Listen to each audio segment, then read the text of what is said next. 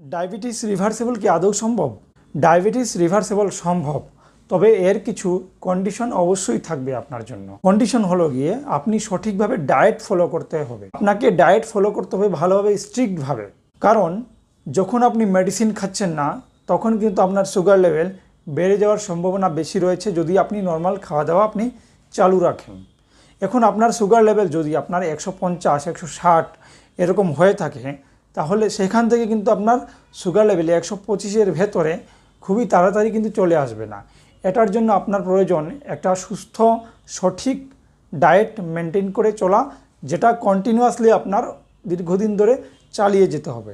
তো এই রকমভাবেই আপনি আপনার ডায়েট মেনটেন করে আপনি ডায়াবেটিসকে রিভার্স করতে পারবেন এবং করে আপনি সুস্থ হতে পারবেন।